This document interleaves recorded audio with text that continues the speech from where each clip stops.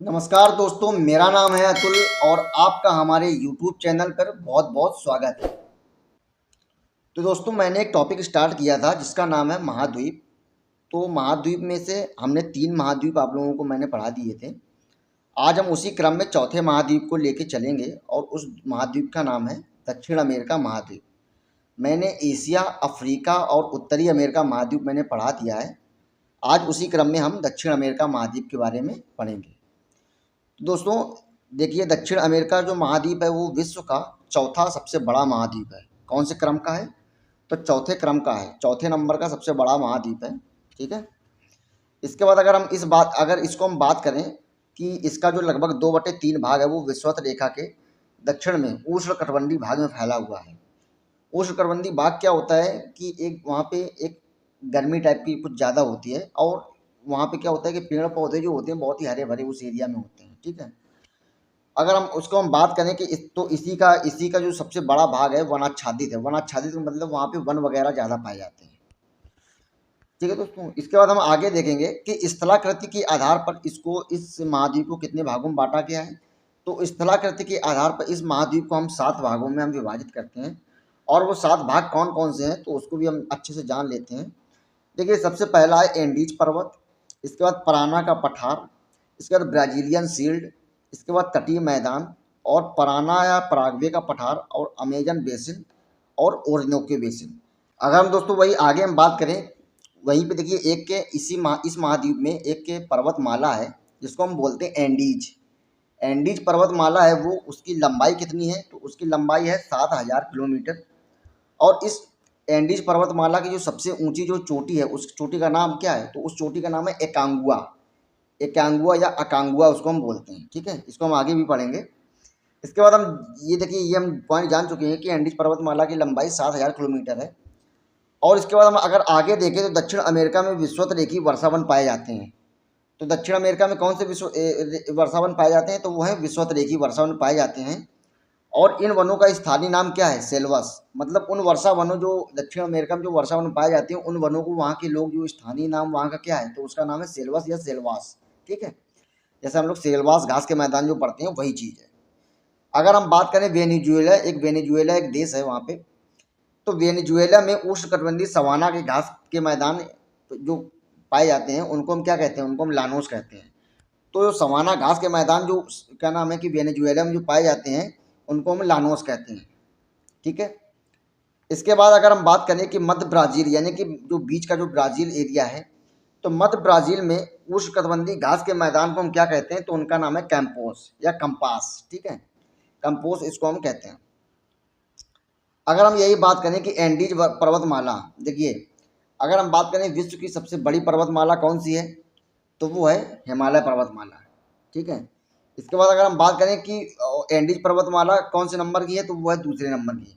तो दूसरे दूसरे नंबर की जो पर्वतमाला है वो सबसे बड़ी पर्वतमाला एंडीज है। इसके बाद अगर हम बात करें कि एंडीज पर्वतमाला की ऊंचाई जो चोटी है वो उसका नाम क्या है तो उसका नाम है एकांगुआ।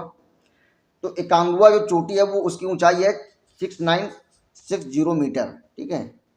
तो एकांगुआ जो पर्वत चोटी है वो 6960 मीटर है और ये जो क्या नाम है चोटी है ये है एंडीज पर्वतमाला की। अगर हम वही बात करें कि दक्षिण अमेरिका का सबसे बड़ा देश कौन सा है तो वो है ब्राज़ील। दक्षिण अमेरिका का सबसे बड़ा देश है ब्राज़ील और सबसे छोटा देश का अगर बात करें तो सबसे छोटा देश है फॉकलैंड देश द्वीप। ठीक है, फॉकलैंड द्वीप। अगर हम देखिए इसमें ब्राज़ील के अगर हम बात करें मैप में तो ब्राज़ील वाला एरिया हमारा कहाँ पड़ेगा तो ब्राज़ील वाला एरिया हमारा ये वाला पड़ेगा एरिया, ये वाला एरिया ब्राज़ील वाला पड़ेगा। और अगर हम फॉकलैंड द्वीप की बात करें तो फॉकलैंड द्वीप हमारा ये है, ये वाला। तो ये हो गया फॉकलैंड द्वीप। ठीक है दोस्तों। इसके बाद अगर हम आगे हम बात करें कि अमेजन नदी, देखिए इस एरिया से इस महाद्वीप में एक नदी है जिसका नाम है अमेजन नदी। सब जानते हैं अमेजन नदी के ऊपर क्या नाम है कि बहुत सारे हम लोगों ने स्टोरी कहानियाँ सुनी हैं। तो अमेजन जो नदी है वो क्या नाम है कि अमेजन जो नदी है वो विश्व की दूसरी सबसे बड़ी नदी है। सबसे बड़ी नदी है कौन सी? नाइल नदी यानी कि नील नदी। इसके बाद जो दूसरी बड़ी नदी है उसका नाम है अमेजन नदी। और इसी दक्षिण अमेरिका महाद्वीप में एक जंगल पाया गया था जिसको हम अमेजोन का जंगल बोलते हैं। ठीक है। और इसी अमेजन को जंगल को हम विश्व का फेफड़ा भी बोलते हैं। तो ये कुछ पॉइंट हैं दोस्तों। अब अगर हम बात करें कि इस महाद्वीप में कुल कितने देश हैं, तो इस महाद्वीप में कुल कितने देश हैं? 12 देश हैं। अगर दक्षिण अमेरिका महाद्वीप की हम बात करें तो इसमें कुल 12 देश हैं। और अगर तांबे के उत्पादन में जो चिली है, देखिए इसमें क्या नाम है, एक देश का नाम है चिली, ठीक है। तो ये चिली एक देश है, वहाँ पे जो तांबे का जो उत्पादन होता है वो विश्व में सबसे, तांबे के उत्पादन में सबसे पहले नंबर पे है चिली देश, ठीक है। अब दोस्तों हम देखेंगे कि अर्जेंटीना जो है, कौन सा? अर्जेंटीना जो है वो दक्षिण अमेरिका का सबसे अधिक कृषि प्रधान देश है। यहाँ पे मतलब कृषि की खेती बहुत ज़्यादा होती है यहाँ पे। अगर हम बात करें कॉफ़ी उत्पादन में सबसे विश्व में नंबर 1 पे कौन है? तो वो है ब्राज़ील। कॉफ़ी उत्पादन में ब्राज़ील नंबर 1 पे है, ठीक है। इसके बाद अगर हम बात करें दक्षिण अमेरिका में कहवा जो होता है, जो कि कश्मीर साइड में भारत में पाया जाता है। तो दक्षिण अमेरिका में जो कहवा के जो बागान होते हैं उनको उस भाषा में हम वहाँ की लैंग्वेज में क्या बोलते हैं? उनको हम बोलते हैं फजेंडा। ये क्वेश्चन 1-2 बार एग्जाम में पूछा गया है कि दक्षिण अमेरिका में कहवा के बागान को हम क्या कहते हैं? उनको हम कहते हैं फजेंडा, ठीक है। इसके बाद एक पेरू है, पेरू एक देश है। तो पेरू दक्षिण अमेरिका का सबसे अधिक मछली उत्पादक देश है। तो दक्षिण अमेरिका का सबसे अधिक मछली उत्पादक देश कौन सा है? तो वो है पेरू, ठीक है दोस्तों। अब देखिए दोस्तों, आपने एक नाम सुना होगा जिसका नाम है रियो डी जेनेरियो। तो रियो डी जेनेरियो एक शहर का नाम है, और वो शहर कहाँ पड़ता है? तो वो पड़ता है ब्राज़ील में, ठीक है। तो अगर हम बात करें दक्षिण अमेरिका का सबसे बड़ा नगर कौन सा है? तो दक्षिण अमेरिका का सबसे बड़ा नगर है रियो डी जेनेरियो, जो कि ब्राज़ील देश में पड़ता है, ठीक है दोस्तों। अगर हम बात करें एक्वाडोर क्या है? तो एक्वाडोर जो एक जगह है, तो एक्वाडोर में स्थित कोटोपैक्सी, इस नाम को आप लोग याद रखिएगा, ये वेरी मोस्ट इंपॉर्टेंट है दोस्तों, इसको आप लोग याद रखिएगा। कोटोपैक्सी एक जो है वो विश्व का सबसे ऊंचा सक्रिय ज्वालामुखी है। कौन सा? कोटोपैक्सी ज्वालामुखी विश्व का सबसे अधिक ऊंचा ज्वालामुखी है, ये बात याद रखना। अब हम आपको मैप के थ्रू कुछ समझाने की कोशिश करेंगे। देखिए दोस्तों, अब देखिए ये कोटोपैक्सी की अगर हम बात करें तो कोटोपैक्सी ज्वालामुखी वाला एरिया कहाँ है? तो वो यहाँ है, कोटोपैक्सी वाला। ये हमारा मैप है। और मैप के पहले एक पॉइंट और मेरा छूट गया है, तो उसको हम और लेते हैं। अब इस पॉइंट को, लास्ट पॉइंट इसको ले लेते हैं, इसके बाद मैप को हम अच्छे तरीके से आप लोगों को समझाएंगे। एक बेलीविया का पठार है, ठीक है। तो बेलीविया का पठार में स्थित एक झील है जिसका नाम है टिटिकाका झील। तो टिटिकाका झील जो है वो विश्व की अधिकतम ऊंचाई कितनी? 3810 मीटर ऊंचाई पर स्थित है वो झील। कौन सी? टिटिकाका। तो ये चीज़, कुछ चीज़ जो जितनी भी चीज़ें हम लोगों ने पॉइंट वाइज आज समझा है, अब उसको बारी बारी से हम लोग मैप के थ्रू समझने की कोशिश करेंगे। तो मैप को हम कुछ थोड़ा सा छोटा कर लेता हूँ जिससे कि आप लोगों को अच्छे से समझ में आ जाए। अब देखिए दोस्तों, हम लोगों ने ये मैप को छोटा कर लिया है। अब इसमें हम सबसे पहले चीज़ देखेंगे, तो जो कि हम लोगों ने उत्तरी अमेरिका और दक्षिणी अमेरिका, जब मैं उत्तरी अमेरिका पढ़ा रहा था तब वहाँ पे मैंने आप लोगों को बताया था कि एक पनामा स्थल संधि है। तो पनामा स्थल संधि किसको किसको जोड़ती है? तो वो जोड़ती है उत्तरी अमेरिका और दक्षिणी अमेरिका के स्थल को जोड़ती है। स्थल वो कौन सा है? तो ये वाला स्थल है, ठीक है। तो इसको हम बोलते हैं पनामा स्थल संधि। अब अगर हम बात करें पनामा की खाड़ी को, तो यहीं पे एक खाड़ी है जिसका नाम है पनामा की खाड़ी, ये खाड़ी है, ठीक है। अब अगर हम बात करें तो एक पनामा नहर है। आप लोग पनामा नहर के बारे में बहुत बार सुना होगा। तो पनामा नहर भी यहाँ पे ये यहाँ पे एक नहर है पनामा, इसको भी आप लोग जान लीजिए।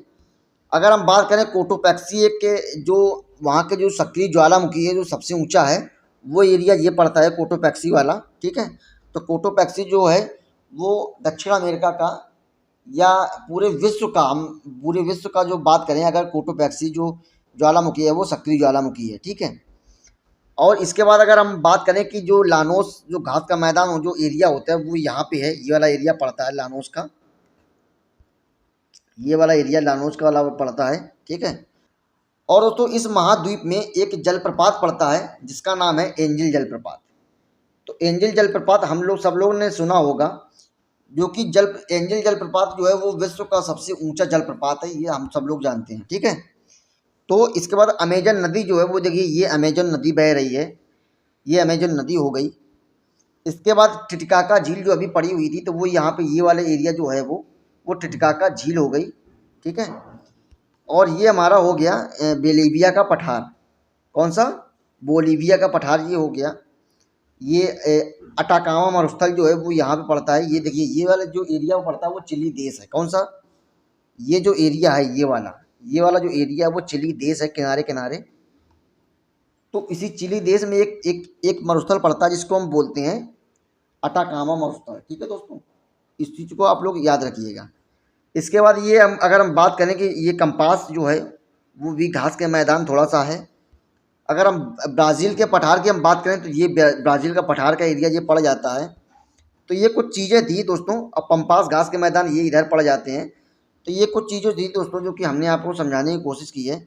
अगर हम यही बात करें फॉकलैंड द्वीप की, देखिए फॉकलैंड द्वीप क्या है? तो फॉकलैंड द्वीप जो है वो दक्षिण अमेरिका का सबसे छोटा देश है। ठीक है, तो वो फॉकलैंड द्वीप ये यहाँ पड़ता है।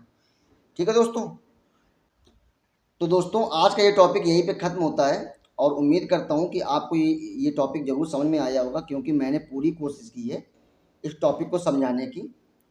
तो दोस्तों आज के लिए बस इतना ही, लेकिन चलने से पहले आप लोग मेरे इस चैनल को सब्सक्राइब ज़रूर कर लीजिए और हाँ, बेल आइकन को ज़रूर दबा लीजिएगा, जिससे कि आने वाली जो हमारी वीडियो है उसका नोटिफिकेशन जो है वो आप लोगों तक आसानी से पहुँच सके। ठीक है दोस्तों, तो आज के लिए दोस्तों बस इतना ही। मिलते हैं आने वाले अगले कल वीडियो में। तब तक के लिए नमस्कार, जय हिंद, वंदे मातरम।